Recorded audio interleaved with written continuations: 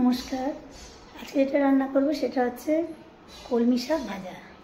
কলমি শাক আমার খুব প্রিয়, আর শাকটাই মানে শর্টকাটেই নেতা করব, করতে বেশি টাইমও লাগে না। কলমি শাক সাথে অল্প বেগুন দিলে দেবেন, না খাওয়ার ইচ্ছাও দেবেন না, দিয়ে কুচি কুচি করে কেটে ভাজা ভাজা করব।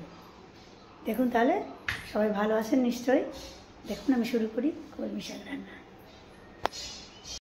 কলমি শাক করতে আমার লাগছে, কড়াই গরম হয়ে গেছে আমার। কড়াই গরম হয়ে যাওয়ার পর লঙ্কা, তেল, সর্ষের তেল দিয়ে দিলাম, তাতে একটু শুকনো লঙ্কা দিয়ে দিয়েছি। একটু পরিমাণ আমার লাগবে না, একটু কমিয়ে নিলাম। কড়াই গরম হলে সর্ষের তেলে একটু শুকনো লঙ্কা ফোড়ন দিয়ে, আর এই দেখুন আমি কলমি শাকটা কেটে ভালো করে ধুয়ে কেটে রেখেছি। তার সাথে অল্প একটু বেগুন দিয়েছি, কালো জিরে ফোড়ন দিলাম,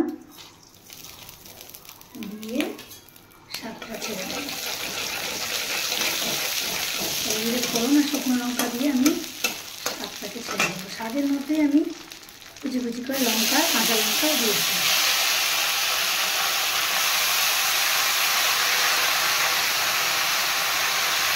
কলমি শাক খুব সুস্বাদু একটা শাক, খেতেও খুব ভালো। শাক খাওয়া তো সবুজ জিনিস খাওয়া এমনি ভালো শরীরের পক্ষে আমাদের। সবুজ শাক সবজি বেশি করে যত পারবেন খাবেন, আমাদের শরীর ভালো থাকে। ছোটোবেলায় আমিও আগে কিচ্ছু খেতাম না, তারপরে আস্তে আস্তে করে বিয়ের পরে সব কিছু খাওয়া শিখেছি। ছোটোবেলায় মায়ের কাছে শুধুমাত্র আলু ভাজা, আলু পোস্তর বড়া, এই ছিল আমার খাওয়া। বিয়ের পরে আস্তে আস্তে সমস্ত কিছু খেতে শিখেছি। দেখুন ভালো করে শাকটাকে, শাকের এই সবুজ রঙটা যেন থাকে, তার জন্য আমি অল্প হলুদ দেবো, বেশি হলুদ দেবো না, একটু হলুদ আর লবণ দিয়ে দিচ্ছি 1 চামচ মতো। একটা কাঁচা লঙ্কা দিয়ে দিলাম, আরও দিয়ে শাকটাকে ভালো করে নেড়ে ঢাকা দিয়ে দেবো।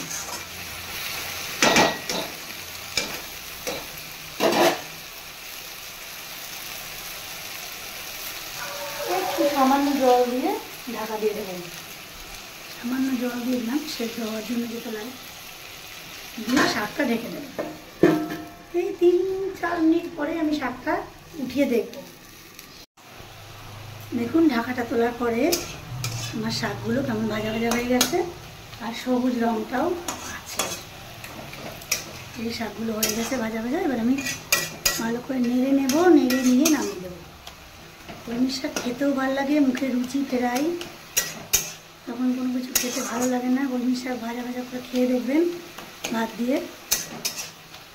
এই সময়ের মধ্যে আমি এদিকে ভাতও বসিয়ে দিয়েছি, দেখছেন পাশে এই হাঁড়িতে আমি ভাত বসিয়ে দিয়েছি। পাশের গ্যাসে ভাত করতে পারছি,